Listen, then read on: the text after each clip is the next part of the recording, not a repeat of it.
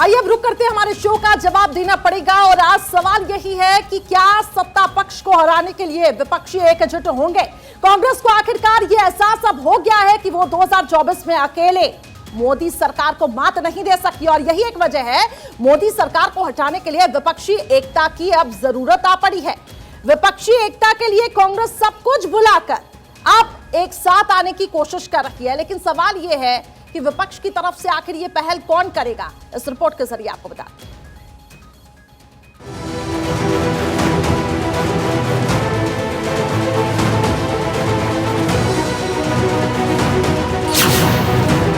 2024 में मोदी सरकार से अकेले नहीं लड़ सकती Congress.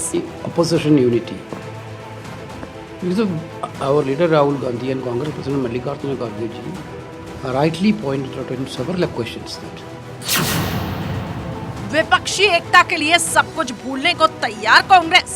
Congress will fight at any cost, but need an opposition unity to fight against this anti-democratic dictatorship government.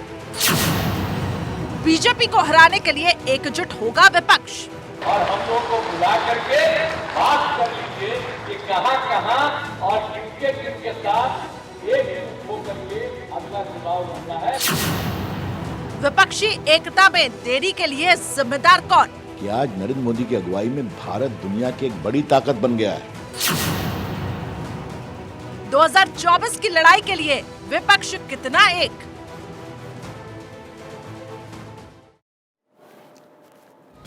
तो देखिए 2024 के लिए विपक्ष आखिर कितना तैयार है और विपक्ष की तरफ से आखिर ये पहल कौन करेगा, बड़ा सवाल यही है। और क्या सत्ता पक्ष को हराने के लिए जरूरी है विपक्ष का एकजुट होना, क्योंकि लगातार बयानबाजियां तो हो रही हैं कि विपक्ष को एकजुट होना है, विपक्ष को एकजुट होना है, लेकिन सवाल यह भी है क्या इसमें देरी तो नहीं हो गई।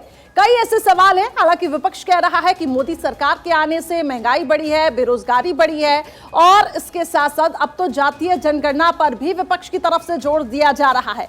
लेकिन क्या इतना आसान है सेंट्रल गवर्नमेंट को हराना? और उसके लिए सभी विपक्षी अगर एकजुट होते हैं तो क्या आगे जाकर हम ये कहें कि एक साथ तो हो जाएंगे, लेकिन वो आगे भी ठीक उसी तरीके से बढ़ेंगे? क्या उसमें भी फूट होगी? कई ऐसे सवाल हैं, आज हम इस पे ही चर्चा करेंगे। मोदी सरकार से क्या कांग्रेस अकेले नहीं लड़ सकती है, ये एक बड़ा सवाल। और विपक्ष का जब एकजुट होना है तो आखिर विपक्ष किस तरीके से एकजुट होगा, ये भी एक बड़ा सवाल है। तमाम मेहमान इस वक्त मेरे साथ कनेक्ट होंगे, उनसे भी मैं चर्चा करूंगी और उनकी भी राय हम जानेंगे।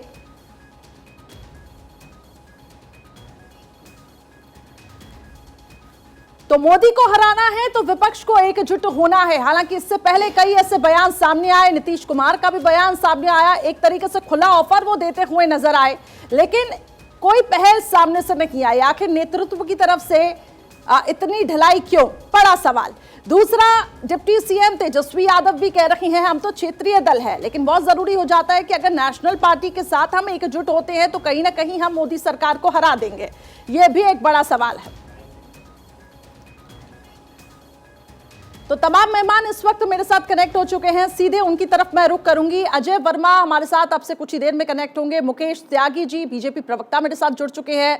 मनोज यादव जी जो कि एसपी की तरफ से प्रवक्ता है वो कनेक्ट हो चुके हैं। प्रेम कुमार जी वरिष्ठ पत्रकार इस वक्त मेरे साथ स्टूडियो में मौजूद है, बहुत स्वागत है सर आपका। डॉक्टर सुनील कौशिक जी वरिष्ठ पत्रकार मेरे साथ जुड़ चुके हैं और अमित मिश्रा जी जो कि कंसल्टिंग एडिटर हैं वो भी मेरे साथ स्टूडियो में है। आप सभी मेहमानों का मैं बहुत बहुत स्वागत करती हूँ। कांग्रेस की तरफ से अभी अजय वर्मा जी मेरे साथ अब से कुछ ही देर में कनेक्ट होंगे, लेकिन मुकेश त्यागी जी चलिए सबसे पहले शुरुआत आपसे ही करते हैं। कितना आसान लगता है आपको विपक्षियों का एकजुट होना और क्या लगता है क्या बीजेपी 2024 फतह कर पाएगी? और कोई डर नजर आ रहा है कि अगर विपक्षी एकजुट भी होते हैं तो बीजेपी को क्या कोई डर है? देखिए ऐसा है कि मुझे लगता है कि जो अपोजिशन है, विपक्ष की जो एकता है वो तो जग जाहिर है। किस प्रकार से वाइस प्रेसिडेंट के इलेक्शन में इन्होंने मार्गरेट अलवा जी को खड़ा किया था, किस प्रकार से प्रेसिडेंट इलेक्शन में नहीं यूनिटी, तो इनकी लगातार यूनिटी 2019 के इलेक्शन में ये यूनिटी का जो गाना है ये बहुत दिनों से गा रहे हैं। ये लगातार जैसे वो एक रिकॉर्ड अटक जाता है और यूनिटी कहते हैं खोदा पहाड़ और निकली चुईया। इनके लगातार प्रयत्न जो है अभी भारत जोड़ो यात्रा राहुल गांधी जी ने करी, उससे ऐसा लगा कि शायद यूनिटी के अंदर दोबारा से रिवाइवल आ जाएगा। फिर केसीआर ने बुलाया तेलंगाना में वहां पर आपने देखिए बिल्कुल फ्रेगमेंटेड यूनिटी वहां पे नजर आई। वहां पे अखिलेश यादव पहुंचे, वहां पर केजरीवाल पहुंचे, लेकिन भारत जोड़ो यात्रा में जब उत्तर प्रदेश में भारत जोड़ो यात्रा निकली, ना तो अखिलेश पहुंचे, ना आरएलडी के जो नेता हैं जिनके आधार पर ये सोच रहे थे कि वेस्टर्न यूपी को कैप्चर कर लिया जाएगा, अजीत सिंह के बेटे जयंत चौधरी, वो भी नहीं पहुंचे। तो तमाम ऐसे अपोजिशन लीडर्स हैं जिनका आपस में कोई तालमेल नहीं। और जो सबसे बड़ा केंद्र बिंदु है वो ये है कि इनका प्राइम मिनिस्टर कैंडिडेट कौन है, करिश्मा जी। इनको अभी इलेक्शन के कुछ ही महीने रह गए हैं, बना हुआ है। सबसे बड़ा और कह रहे हैं कि बीजेपी तो 100 सीटों पर सिमट जाएगी।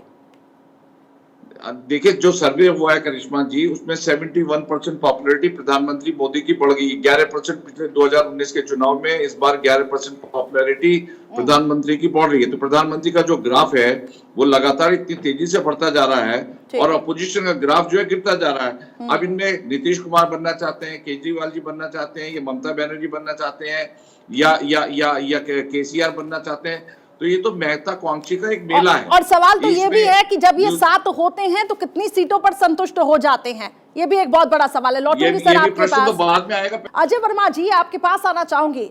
कांग्रेस की तरफ से आखिर पहल कब होगी? सवाल यही है कि विपक्ष तो एकजुट होना चाहता है, नीतीश कुमार को भी हमने सुना, तेजस्वी यादव को भी सुना, पहल आखिर कौन करेगा? और सवाल मेरा ये भी है सर, नेतृत्व आखिर कौन करेगा? ठीक है सचदेवा मैडम, विपक्ष एकजुट था, है और रहेगा। ये जुलम के भाई जुलम जो में है, जिसका एजेंडा टारगेट बोलो, झूठ दिखाओ, झूठ बोलो, सुबह बोलो, शाम बोलो, ये अपना प्रोपोगंडा अपनी आईटी सेल से कराते रहते, ताकि अंग्रेज भी यही काम करते थे, कूट डालो, शासन करो। और ये उनके पदचिन्हों पर चलने वाले ये भी यही काम कर रहे हैं। आपका कहना है विपक्ष एकजुट है? अजय वर्मा जी, विपक्ष एकजुट है? मैं वही बताने जा रहा हूँ आपको। आपने मुझसे सवाल पूछा है, मैं जवाब दे रहा हूँ। जी। तो हमारे में जब चुनाव आएगा 2023 में 9 स्टेटों में चुनाव है और 2024 में 5 स्टेट प्लस लोकसभा का चुनाव, ये कुछ भी दिखाते रहे। हम जनता के साथ, देश की जनता के मांग के ऊपर, महंगाई से पीड़ित लोगों के साथ, उन 85 करोड़ उन लोगों के साथ जिन्हें अन्न पे आश्रित कर दिया गया, भुखमरी के कगार पे हम कहाँ पहुंच गए। हम उन बेरोजगारों के साथ जिनकी नौकरी छूट गई, हम उन छोटे कर्मचारी और छोटी फैक्ट्री वालों के साथ जिनकी यूनिट बंद हो गई, हम उनके साथ नहीं है जिन 4 लोगों की पूंजी बढ़ के अरबों खरबों रुपए पहुंच गई। हम देश के महंगाई के ऊपर, दूध जो 70 रुपए किलो पहुंच गया, पेट्रोल जो 100 रुपए ऊपर पहुंच रहा है, आटा जो 50 रुपए किलो पहुंच गया, अब डीजल जो 90 और 100 रुपए के ठीक है सर, महंगाई बेरोजगारी बढ़ी है, ठीक है, आप कांग्रेस ने पहले भी कहा है, लेकिन मेरा सवाल ये है सर, विपक्ष एकजुट है क्या? कांग्रेस की तरफ से वो पहल की जाएगी? नीतीश कुमार तो खुला ऑफर दे रहे हैं। हमारे प्रधान महासचिव केसी वेणुगोपालन साहब का बयान आपने सुना, पेपरों में भी है, कहा भी है, और हमारे नेता राहुल गांधी को भी सुना, अजय वर्मा कार्यकर्ता को भी सुन लीजिए कि विपक्ष और कांग्रेस पार्टी ने पहल की है, सारे लोग आएंगे, लड़ेंगे। यहाँ खाली मोदी को हराने का मतलब नहीं है, देश में भारतीय जनता पार्टी के उस झूठ को हराना जो इस 2014 में बोलकर आए थे और 2014 से बोलकर ही अब जा रहे हैं।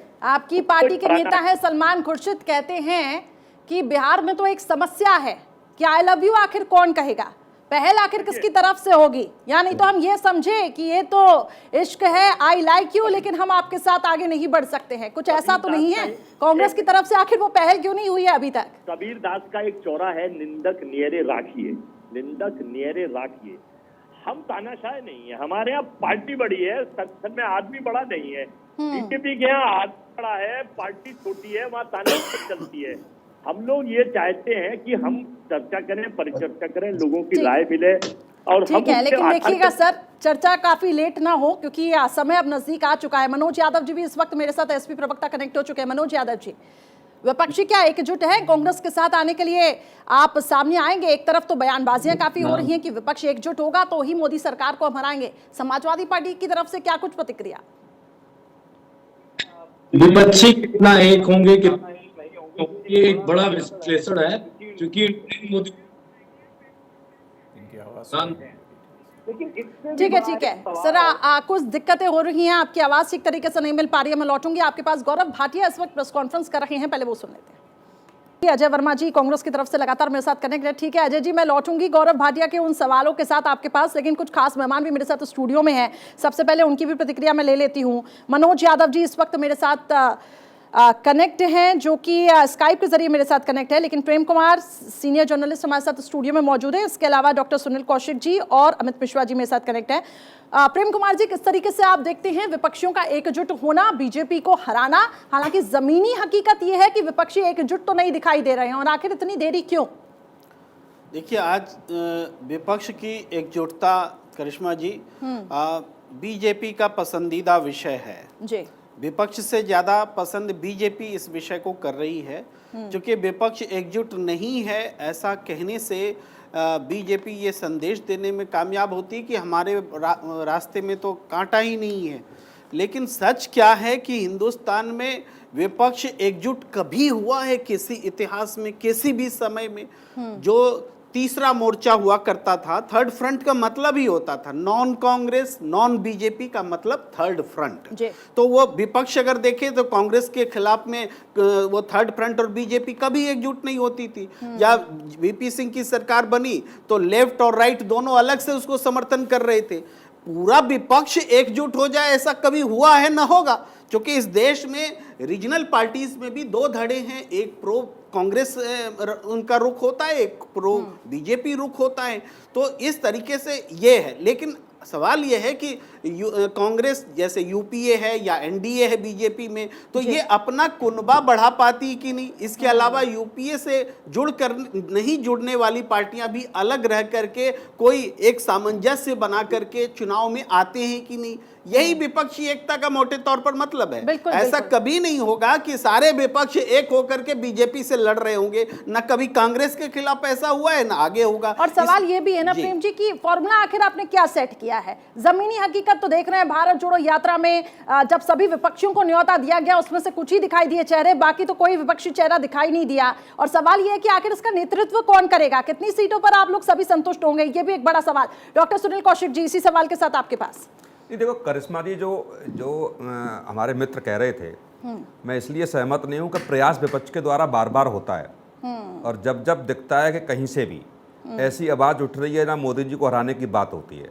महाराष्ट्र में आपने देखा, जब महाराष्ट्र में गैर बीजेपी की सरकार बनी तब लगा था कि प्रधानमंत्री की सारी व्यवस्थाएं वहीं से होंगी, वहीं से उम्मीदवार निकलेगा। फिर पश्चिम बंगाल में आपने देखा होगा, फिर आपने दिल्ली में देखा होगा, फिर उसके बाद बिहार में भी आपने देखा होगा। तो ऐसी जो आवाज़ें उठने लगती हैं विपक्ष की तरफ से सत्ता पाने के लिए, और एक ही बात होती है, चाहे वो तीसरा मोर्चा हो और चाहे कांग्रेस की बात हो, कि हमें सत्ता पक्ष को हराना है, मोदी को हराना है। तो जब ऐसी बातें होंगी तो निश्चित तौर से बीजेपी के एजेंडे में ये रहेगा कि आप एक हैं कि नहीं है, आप किन मुद्दों के आधार पर हमारे खिलाफ जा रहे हैं, कौन सा आपके पास ब्लूप्रिंट है जो जनता से कनेक्ट करने के लिए हमारा विरोध आप करेंगे। और ये विपक्ष के पास ब्लूप्रिंट होना भी चाहिए कि आखिर में ये नहीं है कि सत्ता पाने के लिए हम बीजेपी को हरा रहे हैं। और कई वीडियो आपने देखे होंगे, एक दिल्ली में वीडियो आया था 2019 से पहले कि हम लोगों के क्या हाल हो जाएंगे यदि हम सत्ता नहीं मिली हमको, जो बड़े नेता कह रहे हैं। केसीआर अभी निकले, केसीआर कहां चले गए? पश्चिम बंगाल के मुख्यमंत्री ने कई बार दिल्ली के दौरे किए, हुआ क्या? नीतीश जी ने भी दिल्ली के दौरे किए, हुआ क्या? तो जब आप केवल और केवल सत्ता पाने के लिए ही लड़ेंगे बीजेपी से, तो मुझे नहीं लगता कि पार पड़ने वाली है। कम से कम जनता से कनेक्ट होने के लिए वो ब्लूप्रिंट आपके पास होना चाहिए। क्या नीतीश जी क्या बार्गेनिंग कर रहे हैं? कभी ममता दीदी से मिलने चले जाते हैं, और सवाल जैसा कि सुनील कौशिक जी भी उठा रखे हैं, सवाल ये भी उठ जाता है कि फिर सत्ता में आखिर कौन आएगा, कितनी सीटों पे आप संतुष्ट होंगे? विपक्ष जो रोड मैप की बात कर रहा है वो रोड मैप तो कहीं दूर दूर तक दिखाई नहीं दे रहा। करिश्मा, सबसे पहले तो ऐसी जो एकता की बात होती है उसमें हमें उसकी पृष्ठभूमि देखनी चाहिए कि क्या कभी ऐसा भारत के जनमानस ने स्वीकार किया है? तो एक बार 1977 में ऐसा हुआ था, जब इंदिरा गांधी इमरजेंसी लेकर आई थी। उसके बाद तमाम विपक्षी एकजुट हो गए। यही पटना जहां से नीतीश कुमार ने इस चीज का ऐलान किया है, इसी पटना से ये ऐलान हुआ था। और लेफ्ट राइट, मतलब जो उस समय के राइट विंग थे, और लेफ्ट यानी सीपीएम, सीपीआई और माले, ये तमाम लोग उसके खिलाफ एकजुट हुए थे। तो विपक्षी एकता तो एक बार अमूमन हो चुकी है। उसका असर कितना चला वो अलग विवाद का विषय है, उस पर अलग से चर्चा होगी। लेकिन दूसरी जो महत्वपूर्ण बात है कि राजनीति में सिर्फ हित स्थायी होता है, जिसकी चर्चा हमेशा राजनीतिक दल करते हैं। आज राजनीतिक दल जिन रूपों में हैं, जहां भी हैं, वो एक उनके सामने एक फोकस है, एक टारगेट है, प्रधानमंत्री मोदी, और उसके खिलाफ वो एकजुटता की बात करते हैं। रही बात जो एकजुटता की तथाकथित बात कही जा रही है और जिसको हवा मिली नीतीश कुमार के बयान के बाद से कि हाँ, कांग्रेस के बिना कोई विपक्षी एकजुटता नहीं हो सकती। उसके बाद आपने देखा केसी वेणुगोपाल का बयान आया और वो कांग्रेस को एक ऊर्जा सी मिल गई कि हाँ, हम विपक्षी एकजुटता की धुरी बन सकते हैं। 2004 चलिए आप, जब वाजपेयी जी की सरकार हारती है और कांग्रेस को 140 लोगों का समर्थन उसके सांसद जीतते हैं। उस समय भी ऐसा नहीं लग रहा था कि क्या कांग्रेस सरकार बना पाएगी। उसने अपने हित को, जो मैं आपको बात कह रहा था, हित स्थायी होता है राजनीति में, वहां पर लेफ्ट के साथ कांग्रेस ने सरकार बनाई। और यही नहीं, जब न्यूक्लियर डील होने लगा तो उसी लेफ्ट ने कांग्रेस को आंखें दिखानी शुरू की। तो ये तमाम ऐसी चीजें हैं भारतीय राजनीति में। अब जाकर मसला है कि इस 2024 के चुनाव में क्या विपक्ष एकजुट हो पाएगा, क्योंकि आप देखें टीएमसी अलग चल रही है। टीएमसी के सामने जो है वो वहां कांग्रेस लेफ्ट के साथ है। आप देखें त्रिपुरा में टीएमसी अलग थी, लेफ्ट और कांग्रेस साथ लड़ रहे थे। केरल में लेफ्ट और कांग्रेस आमने सामने की लड़ाई में है। तो अगर आमने सामने की लड़ाई में आप राज्यों में हैं तो आप किस मुंह से आप देश की जनता के सामने जाएंगे। दूसरा महत्वपूर्ण सवाल जो कांग्रेस की तरफ से होता है और जिस पर एक सहमति बनाने की कोशिश है कि 235 से 240 सीट कांग्रेस चिन्हित करे और कांग्रेस ऐसा सोच रही है कि उस सीटों पर जहां हम लड़ सकते हैं वहां लड़ें, बाकी की सीटें जो है वो हम दूसरे दलों को सौंपें। तो कैसे उसका निराकरण कैसे होगा? क्या दिल्ली में आम आदमी पार्टी के साथ आपका सरोकार बनेगा? क्या पंजाब में जो आम आदमी पार्टी आपके ठीक सामने खड़ी है, क्या उस पर आप खरे उतरेंगे? तो ये ऐसे सवाल हैं जिस पर आपको अपने हित जो हैं वो छोड़ने पड़ेंगे, तभी जाकर एक रूपता हो पाएगी। और एक सवाल आपने पूछा था कि क्या एक विपक्ष का चेहरा होगा। विपक्ष का चेहरा करिश्मा कभी नहीं हो सकता, क्योंकि वो चेहरा आने के साथ साथ वो काउंटर हो जाएगा और काउंटर जैसे होगा उसमें मोदी को बहुत एज मिल जाएगा। इसलिए विपक्ष की तरफ से कोई चेहरा स्वीकार्य एक नाम नहीं हो सकता है। ठीक है, आपने बहुत इंपॉर्टेंट बात यहाँ पे कही। थोड़ा सा क्रेडिट करना चाहता हूँ अगर आप मौका दें। बिल्कुल बिल्कुल सर, मैं ये कह रहा था, हमारे मित्र अमित जी कह रहे थे, माले का जिक्र कर रहे थे। माले 1977 में पैदा भी नहीं हुआ था। दूसरी बात है कि 1977 में विपक्षी एकता है। शिवसेना जो है, शिवसेना कांग्रेस के पक्ष में उसके बाद के चुनाव में लड़ी थी। शिवसेना ने समर्थन भी किया था इसका, इवन सीपीआई ने समर्थन किया था इमरजेंसी का। इसलिए उस समय भी विपक्ष जो था वो एकजुट नहीं हुआ था। नहीं, लेकिन 1977 में विपक्ष बहुत हद तक एकजुट हुआ था और उसके बाद उसके उदाहरण है, उसके तमाम मैंने 2-3 उदाहरण रख दिए। अब एकजुटता किस सीमा तक है? और सवाल ये है कि आखिर ये तालमेल कैसे फिट बैठेगा। मनोज यादव जी काफी समय से कुछ कहना चाहते हैं। एसपी प्रवक्ता मनोज यादव जी, क्या फॉर्मूला सेट किया है? क्या कांग्रेस से क्या कुछ बातचीत चल रही है? क्या कुछ और पार्टियों से बातचीत चल रही है? क्या फॉर्मूला है, क्या रोड मैप है सर? भी आएगा कि कांग्रेस तरीके से एक बेहतर बनाया जा सकता है, सामंजस्य को बनने की बात होगी। लेकिन अभी इसकी डिबेट में एक बात आ गई जिसके खिलाफ विपक्ष जो होना चाहता है, ना ये बिल्कुल गलत है। अभी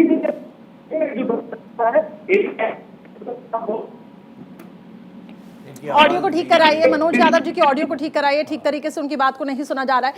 मुकेश त्यागी जी भी जुड़े हुए हैं इस वक्त मेरे साथ, अजय वर्मा जी भी मेरे साथ जुड़े। अजय वर्मा जी, महंगाई हो गई, बेरोजगारी हो गई और अब तो देखिए यूपी बिहार की राजनीति जो की जाती है जनगणना के हिसाब से चलती है, उसकी मांग वो अलग उठाई है। बहरहाल ये उनसे मैं सवाल पूछूंगी, लेकिन क्या ये मुद्दे कम पड़ गए कि अब विपक्षी एकजुटता पर ज्यादा फोकस किया जा रहा है? और अभी तक आखिर पहल क्यों? क्या नेतृत्व की तरफ से इतनी देरी आखिर क्यों हो रही है? बातचीत चल रही है कि नहीं?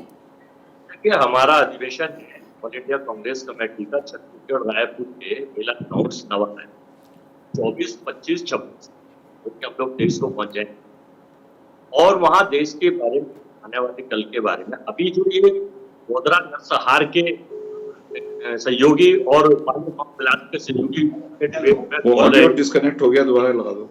जी मेरा ऑडियो डिस्कनेक्ट हो गया। जी सर, आप अपनी बात रखें। जी अपनी बात रखें, सुन पा रही हूँ मैं आपको। जो मालेगांव बम ब्लास्ट के सहयोगी और जो मालेगांव जो गोदरा नरसंहार के प्रवक्ता बोल रहे थे कि साहब ये देखिए वो प्रधानमंत्री आयरन लेडी वो इंदिरा गांधी की हत्या परिवार की हत्या हुई, वो देश में प्रधानमंत्री की हत्या हुई थी जिसने आतंकवादी गतिविधि चला रहे समुद्र परिसर में गंदगी को साफ करा था। और वो जो भी उसके इंदिरा जी की हत्या के बाद ये रिपोर्ट लीजिए उठा, जो इसके गंडिस्ट है उसके बारे में कहते हैं कि प्रधानमंत्री जो गोपाल जी झूठ बोल रहे हैं। कि वो जब घटना हुई थी तो एक आक्रोश हिंदुस्तान की जनता में हुआ, तो हिंदू मुस्लिम सिख ईसाई वाला नहीं, तो इंदिरा गांधी जी की हत्या के बाद जो आक्रोश था जनता ने, तो जनता ने किया, ना वो कांग्रेस ने किया। सुनील कांग्रेस कौशिक एक जी तो कुछ कहना चाहेंगे सर आप? किस विषय पे बोल रहे हैं एक तो समझ कांग्रेस के नहीं आ रहा। लेकिन पक्षी सवाल है कांग्रेस मजबूती से हिंदुस्तान के। सर मेरा सवाल आपसे बस ये था, आखिर इतनी देरी क्यों? क्या बातचीत हो रही है, नहीं हो रही है? विपक्षी एक तरफ नीतीश कुमार कह रही हैं कि खुला ऑफर दे रही हैं कि हमें बुलाइए, तेजस्वी यादव कह रही हैं कि बहुत जरूरी हो जाता है सभी को एकजुट होना। हमने खुला ओपन ऑफर है सब लोगों के लिए, हमें कोई हिचक नहीं है कि हम बड़े भाई या छोटे भाई की भूमिका में रहें। हमने ऑफर सारे देश में जो भी आ सकते हैं और लोकतंत्र की हत्या होने से बचा सकते हैं, लोकतंत्र जो रक्त रंजित हो रहा है सर उसके लिए एक सवाल है बीच में, करिश्मा के सवाल को मैं आगे बढ़ाता हुआ आपसे जानना चाहूंगा कि ये तमाम जो आपने आरोप लगाए, ये पेट्रोल डीजल की कीमतें, बदस्तूर ईडी का रेट, ये तमाम आरोप तमाम विपक्षी दलों के लोग लगाते आ रहे हैं। संसद में आप किसी चीज पर एकजुट तो दिखते हैं, फ्लोर ऑफ द हाउस जब मीटिंग होती है तब आपकी एकजुटता रहती है, 17-18 दल जुट जाते हैं, फिर ये एकजुटता बाहर क्यों नहीं दिखती है? वहां पर भी तो महंगाई है, वहां पर भी तो बेरोजगारी है, तो आपके क्या वहां राजनीतिक हित जो है वो अलग हो जाते हैं या फिर मैं बता देखिए जनाब, आप एक परिवार के पार्ट हैं, आपके परिवार में 4-5 सदस्य होंगे, माता पिता, आपकी पत्नी, आपके भाई हैं। एक परिवार में 5 लोगों के विचार नहीं मिलते। हर पार्टी का अपना एक एजेंडा, अपने एक सिस्टम, अपना एक नीति निर्धारण, एक नियम हिंदुस्तान में है हर पार्टी का, लोकतंत्र में, संविधान में। हमारे यहाँ डिक्टेटरशिप नहीं है। उस नियम के तहत अपनी पार्टी का जो एजेंडा जनता में होता है वो बिल्कुल सही है। तो क्या कांग्रेस का एजेंडा चलेगा विपक्ष में? यही हमारी सहयोगी करिश्मा जानना चाहती हैं कि क्या कांग्रेस जो है वो अपनी सरपरस्ती में सारी पॉलिटिकल पार्टी को ले जाना चाहेगी? क्योंकि फिर आप एजेंडे की बात कर रहे हैं। हमने अपना एजेंडा क्लियर करा कि हम मजबूती से देश के हित पे 140 करोड़ देवतुल्य वोटर, जो 140 करोड़ जो आबादी है, 90 अब 94 करोड़ हो गए, 94 करोड़ देवतुल्य वोटर के हित में इस तानाशाही से बचने के लिए अपनी बात रखेंगे। लोकतंत्र की हत्या, तानाशाही सरकार, सवाल ये है कांग्रेस के छाते में क्या सभी विपक्षी पार्टी एकजुट होंगी? सवाल ये है सर। आप ये देखिए ईडी ने किस तरह से, अभी छत्तीसगढ़ में चुनाव है, हमारी सरकार रिपीट होने जा रही है। सर छत्तीसगढ़ की अगर मैं बात करूं तो ठीक है, मध्य प्रदेश में शिवराज सरकार है, राजस्थान में बहुजन समाज पार्टी के सारे विधायक आपकी पार्टी में चले गए। ईडी सीबीआई का उपयोग किया था क्या आपने वहां? देखिए जो मुखौटे चेहरे हैं पत्रकार के रूप में, इनके पास केवल रटी रिटाई पुरानी सीडी पे जाऊंगा, वो सीडी 2023 नहीं दिया है। नहीं, मैं ये नहीं कह रहा हूं, मैंने वहां ईडी सीबीआई का दुरुपयोग हुआ था क्या? वो कैसे डर के आ गए? के अलावा 30 स्टेट और भी हैं लोगों के पास सीडी। देखिए पार्ट बांध रखा है अपने लोगों को, उनके सहयोगी लोग मुखौटे चेहरे, हो सकता है आप हो या ना हो, मुझे नहीं पता। आप तो पत्रकार है, वरिष्ठ लेखनी लिखते हैं, उनको एक फिक्स कर रखा है कि आप एक टाइम इस दौरान ये बात करेंगे। मुकेश त्यागी जी, तानाशाही सरकार को हराना है, लोकतंत्र की हत्या हो रही है, विपक्षी एकजुट हो रही है। नहीं है ये, आप हर डिबेट में चेक करा लीजिए, इनका तो पता चल जाएगा कौन प्रोपोगंडिस्ट है, कौन मुखौटे चेहरे। अब मैं आपको दूसरी चीज बता रहा हूँ, सरकार हमारा एजेंडा ये है कि आप इनको जरा चुप तो कराइए, काफी बोल लिए हैं ये। बिल्कुल मुकेश त्यागी जी अपनी बात रखें। यहाँ पे मुझे लग रहा है कांग्रेस का एजेंडा अलग है, बाकी जो राजनीतिक दल जो कि कांग्रेस के साथ आना चाहते हैं वो वेट ही कर रहे हैं, इंतजार ही कर रहे हैं कि कब आगे न्योता आएगा, कब हम जाएंगे, और सवाल कई उठ रहे हैं। और जमीनी हकीकत कुछ और है, जमीन पर कोई विपक्षी एकजुट दिखाई नहीं देता है। सवाल इसलिए बीजेपी भी उठाती हुई आ रही है। मुकेश त्यागी जी, सारा विपक्ष एक है। मुकेश त्यागी जी, विपक्ष एक है कह रहे हैं। विपक्ष एक है, ये तो कब से कह रहे हैं, 2014 से कह रहे हैं विपक्ष एक है, 2019 में भी कहा विपक्ष एक है, प्रेसिडेंट के इलेक्शन में इन्होंने कहा विपक्ष एक है, वाइस प्रेसिडेंट के इलेक्शन में कहा इन्होंने विपक्ष एक है। तो ये तो एक इन प्रकार को कहते हैं दिल को सांत्वना देने का एक ये बहुत बड़ा इनके पास एक फॉर्मूला मिल गया है कि भाई ठीक है, सामने वो शेर आ रहा है, आंखें बंद कर लो। तो ये जो विपक्ष की स्थिति है, वो कहते हैं विपक्ष के अंदर ही विपक्ष है। विपक्ष के अंदर जैसे वो प्याज होते हैं, तो उसके अंदर तमाम विपक्षी नेता है, इनकी आपस में एक म्यूजिकल चेयर हुआ करते थे। बचपन में जब हम लोग बच्चे खेलते थे तो कुर्सी पे कौन बैठेगा उसके लिए दौड़ लगती थी। तो इनको तो 100 माइल्स की मैराथन लगा देनी चाहिए, उसमें दौड़ाएं, कौन सबसे पहले आगे निकलेगा उसको प्रधानमंत्री का कैंडिडेट बना दें। तो इनके पास कोई ठोस राजनीति नहीं है, ये सिर्फ जो है एक। और बीजेपी तभी सवाल उठा रही है कि विपक्ष के अंदर ही विपक्ष है, विपक्ष में वो एकजुटता है ही नहीं, और इसलिए जमीनी स्तर पर वो चीजें नहीं दिखाई दे रही हैं। बिल्कुल, ये खाली निंदक न्यारे राखिए, चोरी और डकैती से गिराएंगे, चुराएंगे। राजस्थान, अरुणाचल, गोवा। मुकेश जी मुकेश यादव जी एक सवाल तो आपके ऊपर भी बनता है कि जिस तरह कांग्रेस अपने अलाई को संभाल कर नहीं रख पाती है, वैसे भारतीय जनता पार्टी भी नहीं रख पाती है। शिवसेना आपके साथ लड़ी थी, वो चली गई, उसके बाद जेडीयू आपके साथ वो चला गया, अकाली दल आपके साथ वो चला गया। तो ये तो परस्पर जो आरोप प्रत्यारोप है, ये दोनों पॉलिटिकल पार्टियों पर उसी तरह सिमिलर है। कांग्रेस भी अपने अलाई को कहां संभाल के रख पाए, आप भी नहीं रख पाए अपने अलाई को संभाल कर। जिनके साथ आप चुनाव लड़े वही आपको छोड़ कर चले गए। ये अलग बात है कि आप प्रधानमंत्री मोदी के नेतृत्व में आप काफी सबल और मजबूत हैं, शायद इसी वजह से विपक्षी एकता को चुनौती मिल रही है, लेकिन आप भी तो अलाई को संभाल कर नहीं रख पाए अपने गठबंधन को। देखिए, प्रोपोगंडे ज्यादा नहीं करते। कलई जो होती है ना, कलई बर्तनों पे चांदी वाली, वो चांदी की कलई खुलते ही उसका कालापन दिख जाता है। 2014 से 22 तक कितने झूठों के आंख आप ये तो पूछिए, खुल जाएंगे। मनोज यादव काफी देर से कुछ कहना चाहते हैं। मनोज यादव जी, क्या समाजवादी पार्टी कांग्रेस के छाते में जाना चाहेगी? क्या विजन है कांग्रेस के एजेंडे के साथ? क्या समाजवादी पार्टी का भी एजेंडा मेल खाता दिखाई दे रहा है? नहीं, देखिए, इस बात में किसी तरीके का कोई तर्क नहीं है कि तमाम सारी वैचारिक मुद्दों के हिसाब से और सांप्रदायिकता के खिलाफ हमने हमेशा कांग्रेस यूपीए की सरकार को समर्थन दिया, बिना शर्तों के समर्थन दिया है, बिना किसी लालच और अपने लाभ के उसके बगैर भी समर्थन दिया। लेकिन अभी आपके डिबेट में एक बात आई थी कि मोदी जी के खिलाफ लोग एकजुट होना चाहते हैं। इस बात को मैं सिर से इसलिए नकारना चाहता हूँ क्योंकि नरेंद्र मोदी देश के वो पहले ऐसे नेता हैं जिन्होंने अपने 9 साल से ज्यादा के कार्यकाल में कोई विपक्ष की मांग को पूरा नहीं किया, कोई जेपीसी की मांग को नहीं माना, कोई भी उनके ऊपर भ्रष्टाचार की जांच आरोप लगा उन्होंने जांच नहीं कराई। तो ऐसे निर्दोष हिटलरशाही नेता के खिलाफ विपक्ष को एक होना पड़ेगा। मोदी कोई लेकिन एक कब होंगे? एक कब होंगे? विपक्ष में ही खेमे बटे हुए हैं। अखिलेश यादव जी कहते हैं उनको यात्रा निकालने दीजिए, हम तो अपनी लड़ाई लड़ेंगे। वो विपक्षी एकजुटता जमीनी स्तर पर नहीं दिखाई दे रही। सर, बहुत बहुत शुक्रिया आप सभी मेहमानों का हमारे साथ जुड़ने के लिए, क्योंकि समय की मेरे पास कमी है। बहुत बहुत शुक्रिया हमारे साथ जुड़ने के लिए।